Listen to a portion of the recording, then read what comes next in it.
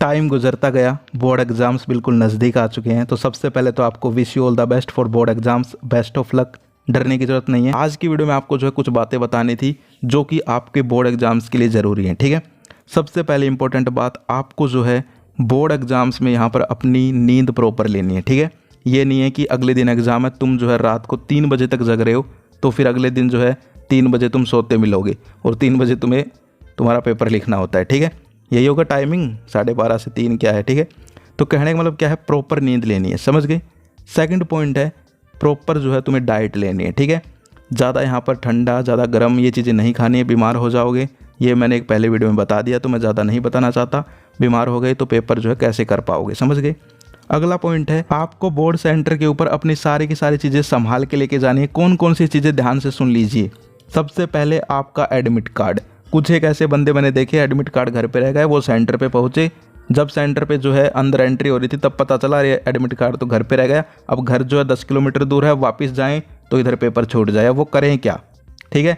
और देखो अब की बार सख्ताई ज़्यादा है। पहले तो क्या होता था, फिर भी अंदर घुसा लेते थे कि भाई बाद में ले आएगा ये वो, अब घुसने भी नहीं देंगे, ठीक है। तो एग्ज़ाम सेंटर पे जाने से पहले घर पे ये चीज़ें चेक कर लिया करो, ठीक है। एडमिट कार्ड, अपना आई कार्ड या फिर कहीं की आधार कार्ड, ठीक है। अपने सारे पेन चल रहे हैं या नहीं चल रहे, क्योंकि जैसे तुमने 3 पेन पेपर दिए, अब 3 पेपर में जो है तुम्हारा जो पेन था वो 3 पेपर तक तो साथ निभा गया, अब वो धीरे धीरे खाली होता हुआ उसमें जो थोड़ी सी स्याही बची, और 4th पेपर में तुम वही पेन लेके चले गए और फिर जाके पता चला वो पेपर में जो है बीच में ख़त्म हो गया, ठीक है। फिर पेन वैन मांगते फिरोगे, तो ये चीज़ें टाइम वेस्टिंग हो जाती है। और इनका कोई वो नहीं है, पेन तो मिल जाएगा, मैं ये नहीं कह रहा तुम्हें पेन नहीं मिलेगा, पूरे सेंटर पे पेन मिल जाएगा, लेकिन टाइम वेस्ट बहुत बड़ी बात है, ठीक है, वो नहीं होना चाहिए। तो ये अपने 2-3 पेन घाल के लेके जाने।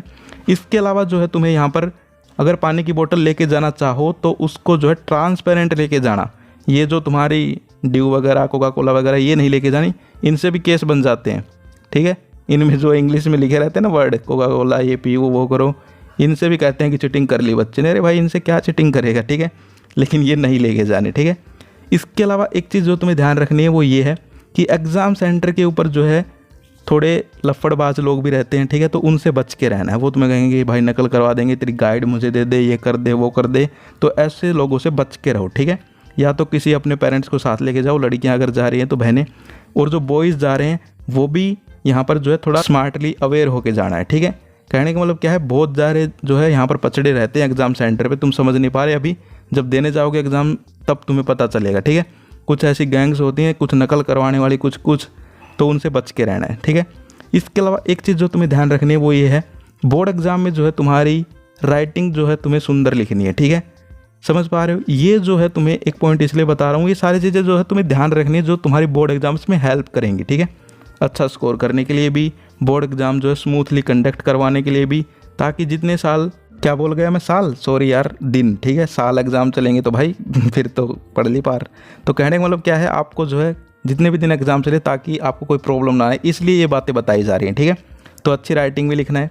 इसके अलावा जो है एक चीज़ मोस्ट इंपॉर्टेंट बता रहा हूँ, बोर्ड एग्ज़ाम में कोई भी क्वेश्चन तुम्हें छोड़ के नहीं आना है। ये जो कहते रहते हैं ना कि भाई कुछ नहीं पढ़ा, भाई फेल हो जाऊंगा, ये वो, इनके लिए खासकर कह रहा हूँ, क्वेश्चन मत छोड़ के आ जाना, पूरा पेपर जो है अटैम्प्ट करके आना, ठीक है। कई तो ऐसे हैं जो करके नहीं आते, भाई तुम नहीं करके आओगे तो तुम्हें नंबर कहाँ से मिलेंगे, कुछ ना कुछ लिख के तो आओ। ये इसलिए कह रहा हूँ क्योंकि अब की बार जो है मेरे कानों में खबर मिली है, ठीक है, कि भाई यहाँ पर जो है अब की बार स्टेप मार्किंग हो सकती है। स्टेप मार्किंग का मतलब समझते हो, एक वीडियो मैंने बना रखी है इसके ऊपर।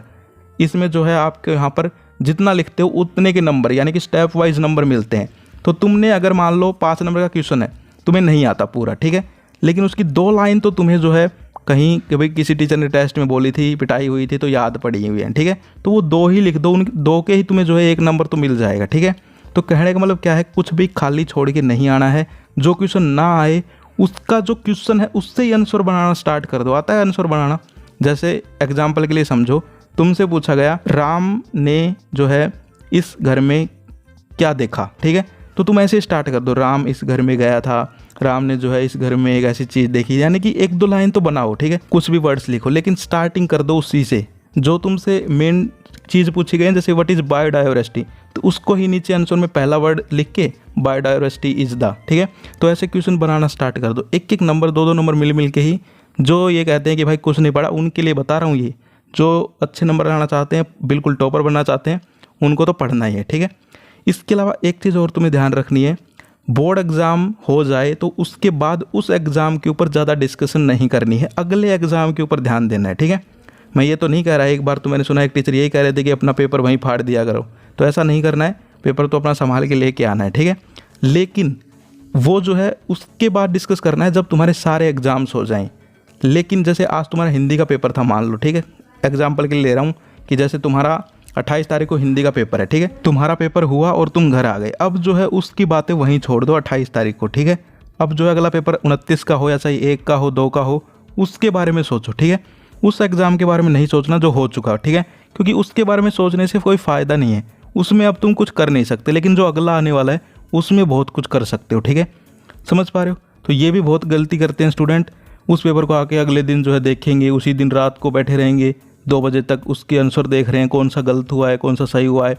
उससे 2 चीज़ें होती हैं, एक तो तुम्हारे अगले पेपर का टाइम वेस्ट होता है, दूसरा तुम्हारा जो है डीमोटिवेट भी हो जाते हो, 1-2 क्वेश्चन गलत पता चल गए तो फिर सोचते हो अरे यार इसमें ये गलत हो गया, फिर जो है डीमोटिवेट, ठीक है। तो ये भी तुम्हें नहीं करना है, समझ गए। इसके अलावा और कुछ यहाँ पर जो है ऐसी इंपॉर्टेंट बात है नहीं, अच्छे से अपने एग्ज़ाम देने हैं, कोई दिक्कत नहीं आने वाली। कोई दिक्कत आए तो तुम्हारा भाई तुम्हारे साथ है, कमेंट्स कर देना, ठीक है। और जो है अब इम्पोर्टेंट यहाँ पर जो आपके सैम्पल पेपर हैं उनको जो है समझाने की वीडियोज़ भी आएंगी, ठीक है, तो वो देखनी है, जिसका पेपर हो उस सब्जेक्ट की देखो, ठीक है, और फालतू वीडियोज़ नहीं देखनी है। इसके अलावा किसी पेपर में जो दिक्कत हो, ये लगे कि भाई इसमें तो पास होना ही मुश्किल है, तो जो है तुम वीडियोज़ देख सकते हो। इसके अलावा इंपॉर्टेंट क्वेश्चंस की पेड PDF भी जो है अवेलेबल रहेंगी, वो भी खरीद सकते हो, ठीक है। डिस्क्रिप्शन में जो है तुम्हें नंबर मिल जाएंगे या फिर टेलीग्राम का लिंक मिल जाएगा, समझ पा रहे हो। तो आई होप आप लोगों को सारी चीज़ समझ में आ गई होंगी। फिर से कह रहा हूँ, एग्ज़ाम्स में डरना नहीं है, लेकिन अवेयर रहो कि एग्ज़ाम देने हैं, ठीक है। Best of luck, wish you all the best. भगवान से जो है तुम्हारे लिए प्रार्थना की जाएगी हमारे द्वारा, मैं करूँगा, ठीक है, कि भाई तुम सबके जो है अच्छे नंबर आएँ, सारे के सारे पास हो, टेंशन लेने की ज़रूरत नहीं है, ठीक है। कोई भी यहाँ पर गलत चीज़ में मत फंसना, पेरेंट्स की तरह बता रहा हूँ सारी बातें, समझ पा रहे हो। तो आज की वीडियो में इतना ही। इसके अलावा आपको जो है अब भी कोई यहाँ पर प्रॉब्लम हो, अब भी कोई डाउट हो, तो कमेंट सेक्शन में जो है बता देना। इस वीडियो के जितने भी कमेंट्स होंगे सबके रिप्लाई दिए जाएंगे, ठीक है, ये मेरा वादा है, समझ पा रहे हो।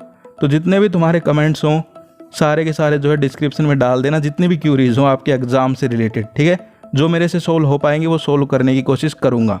तो आज की वीडियो में इतना ही, फिर मिलते हैं अगेन। एक बार फिर से कह रहा हूँ, wish you all the best. डरने की जरूरत नहीं है, अच्छे से एग्जाम दे के आना, पेरेंट्स के पैर छूकर जरूर जाना, ठीक है, बहुत ज़्यादा आशीर्वाद मिलता है। तो आज की वीडियो में इतना ही, फिर मिलते हैं। जय हिंद, जय भारत।